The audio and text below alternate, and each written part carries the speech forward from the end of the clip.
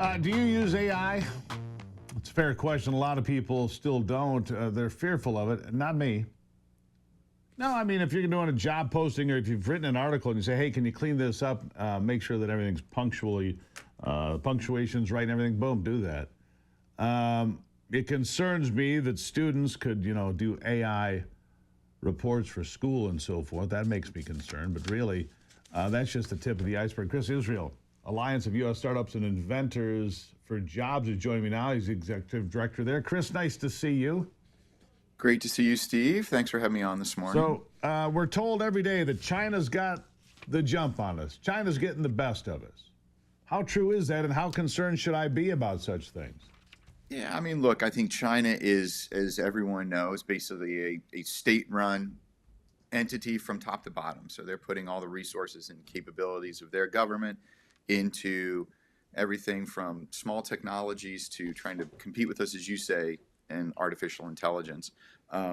What we're committed to, and what we've been working on, our group of startups and venture capitalists and innovative companies for the past decade or so, has really been to drive home here in the United States a strong commitment to intellectual property. Because I think our view is that if we as a nation are very committed to enhancing and enforcing and protecting the rights of our most disruptive and competitive companies and industries, what J.D. Vance has rightly called little tech, and is really focused on strengthening that segment of our economy.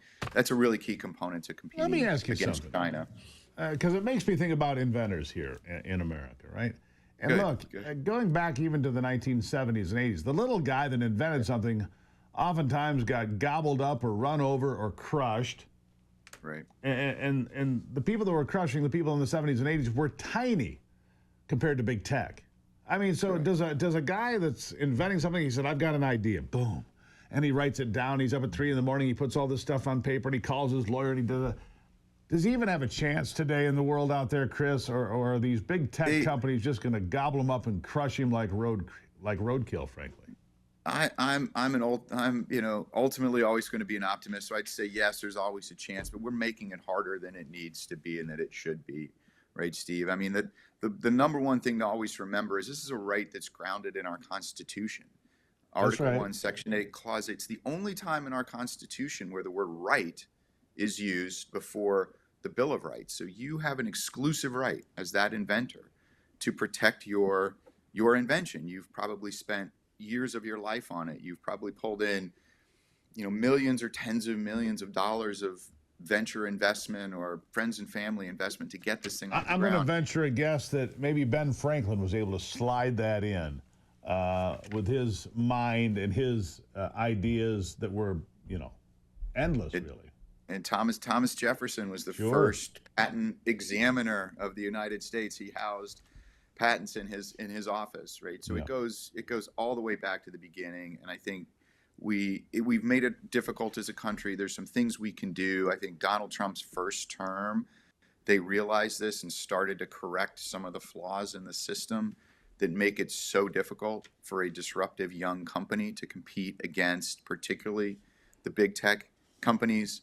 Like making it right now. Oh, sure. I mean, the big tech companies, they pile them up in court. Oh, it's a violation of our patent, of our rights, of our trademark, of our whatever. Whether it's true or not, the little company doesn't have, a busload of attorneys to shuffle in and out of court at $300 an hour times however many heads you have in the courtroom. And it makes it difficult. All of this lawfare really can destroy little guys. But tell me, you believe you're an optimist. I appreciate that, Chris. You're an optimist. The little guy can still make a difference, can still make a patent go through and be successful and make himself and his family wealthy. You're telling me that's still possible in America?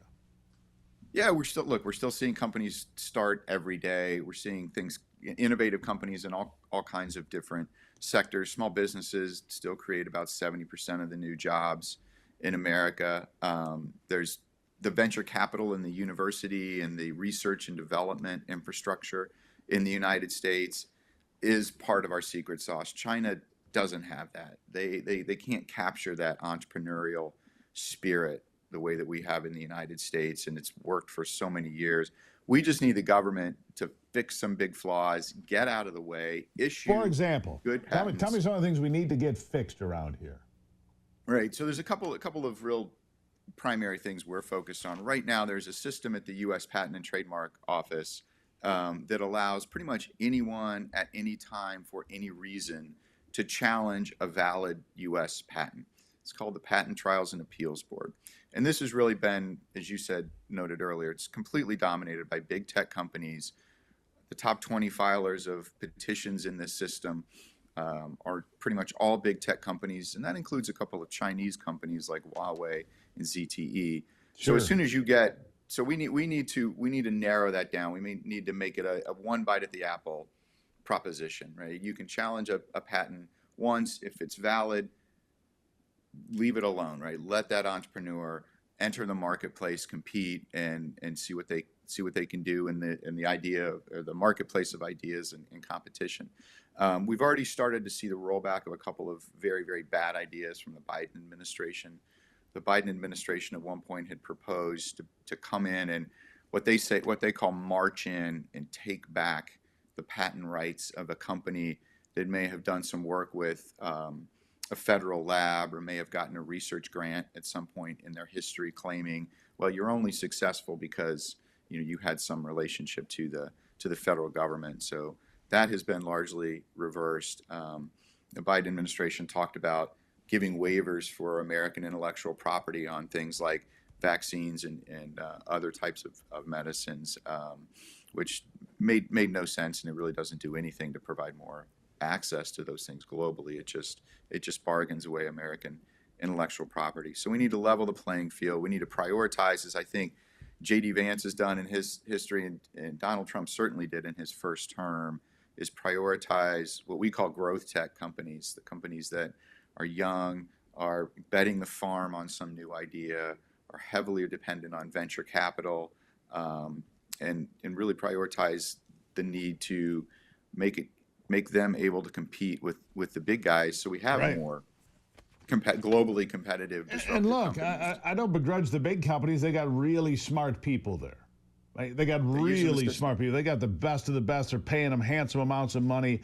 But the fact of the matter is the little guy needs a chance here because great ideas come from all different corners of this world. Chris, there's no question. We need to make sure that we're getting the best of the best and protecting them every step of the way. I'll give you the last word. Absolutely. Yeah, no, you're absolutely right. I mean, the biggest companies on down to the smallest companies in all these really complicated technologies are dependent on one another, and they use ideas from lots of different places, and they need to respect one another. If you're a large company, Godspeed, right? A good American company, go compete, take on the world. But if you're integrating and using and leveraging the technology of smaller companies, you just need to be compensating them, and you need to be fair to them, and the system needs to demand that. Yeah. Chris Israel, greatly appreciate you being here.